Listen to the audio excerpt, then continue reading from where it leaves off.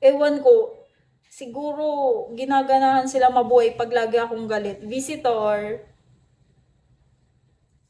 sige na nga. Pag ako nag-SR dyan ang ina talaga na ito. Di kasi ko nag-jowa. Oo, merong ganyan.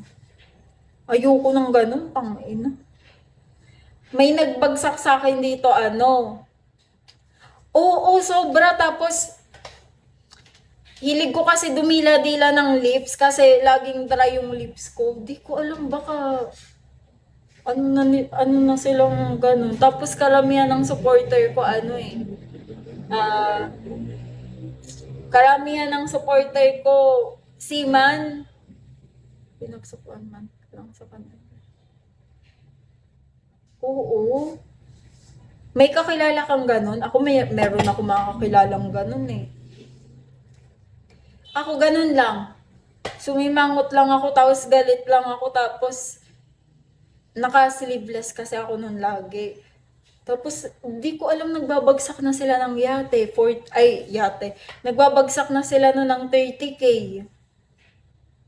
Tapos may nagbagsak pa na sa akin nun ng 100K. Pero sa isang buwan yun.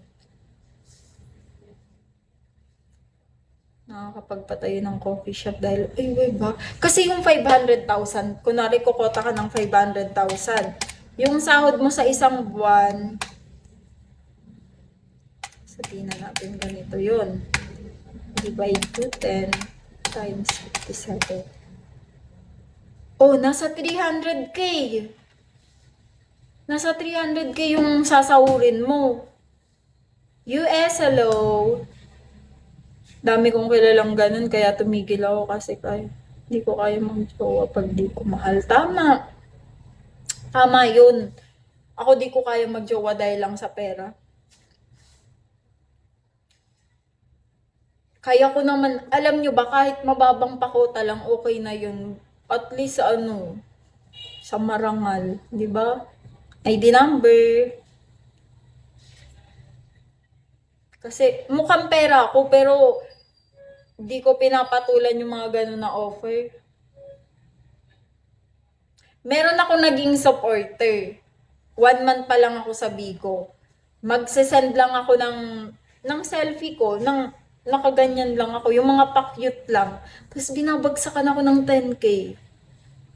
Yung mag-good morning lang ako, tapos kasi friend ko naman yun, friend ko siya. Nagka-jowa kasi yun eh. Di ko alam, sobrang siya, sabi niya, grabe, daw, yung kahit daw di ako, kasi noon sa Bigo, yung baguhan lang ako, di talaga ako nakakatulog. 4 days akong gising, 3 days akong gising. Tapos, gusto niya yung skin ko daw, sobrang, sabi ko, bading ata to. Nahiya ako manghingi ng selfie. Hindi hindi.